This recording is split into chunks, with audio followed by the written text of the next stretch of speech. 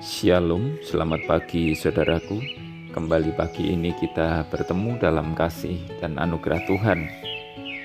Pagi ini saya kembali menyapa saudara dan mengajak saudara menikmati berkat Tuhan melalui sarapan.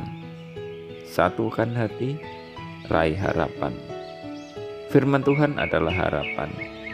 Dan firman Tuhan pagi ini kita akan membaca dari Kisah Para Rasul pasal yang kedua, ayat 13 sampai 15. Tetapi orang lain menyindir, mereka sedang mabuk oleh anggur manis. Maka bangkitlah Petrus berdiri dengan ke-11 rasul itu, dan dengan suara nyaring, ia berkata kepada mereka, "Hai kamu orang Yahudi dan kamu semua yang tinggal di Yerusalem, ketahuilah dan camkanlah perkataanku ini. Orang-orang ini tidak mabuk seperti yang kamu sangka, karena hari baru pukul 9. Kita tidak asing dengan kisah yang terjadi seputar hari Pentakosta.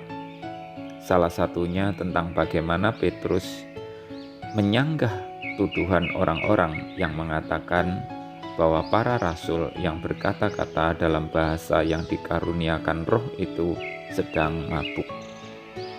Saat itu Petrus berdiri, dan Petrus berkata-kata menjelaskan tentang fenomena yang terjadi itu berdasarkan nubuat para nabi yang tertulis dalam kitab suci. Kita semua tahu bahwa Petrus berbicara dengan lantang. Kita semua tahu bahwa Petrus berkhotbah dengan berani. Namun ada bagian yang menarik pada kisah itu yang mungkin luput dari pandangan kita. Apa itu? Yakni yang dilakukan oleh murid-murid yang lain, ke-11 rasul itu. Kita membaca bahwa mereka berdiri bersama Petrus. Mereka tidak berkata apa-apa, hanya berdiri. Akan tetapi berdiri bersama seorang yang juga berdiri dan berbicara bukanlah tanpa makna.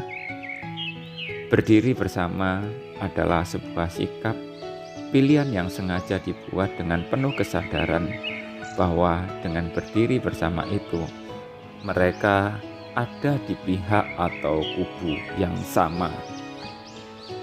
Berdiri bersama tidak lain adalah sebuah bentuk dukungan. Dan tanpa bahasa mereka mengungkapkan, "Aku setuju dengan apapun yang kamu katakan. Aku sepikir dan aku sepakat, serta meyakini bahwa apa yang kamu ucapkan itu sungguh benar, dan aku mau juga untuk turut bertanggung jawab atasnya." Ke-11 rasul yang lain yang berdiri bersama Petrus itu, dalam sikap yang dipilihnya, seolah juga menyatakan, "Seandainya engkau ditangkap, maka kami tidak akan meninggalkanmu. Kami pun rela ditangkap sama sepertimu. Bahkan kami juga siap menerima risiko terburuk yang akan terjadi karena mendukungmu." Saudaraku, bila kita melihat apa yang dikhotbahkan Petrus itu, kalau kita sarikan, maka inti yang dibicarakannya adalah tentang berita Injil.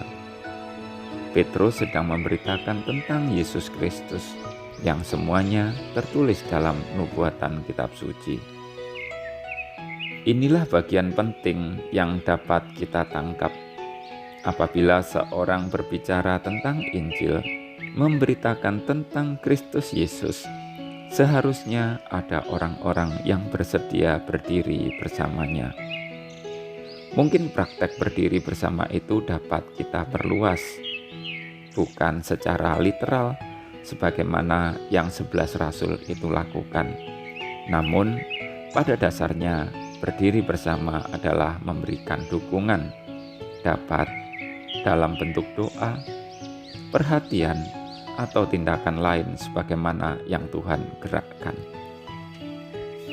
Baiklah, pagi ini kita merenungkan dengan siapakah kita berdiri bersama. Selamat pagi saudaraku, selamat beraktivitas. Tuhan memberkati. Jangan lupa sarapan.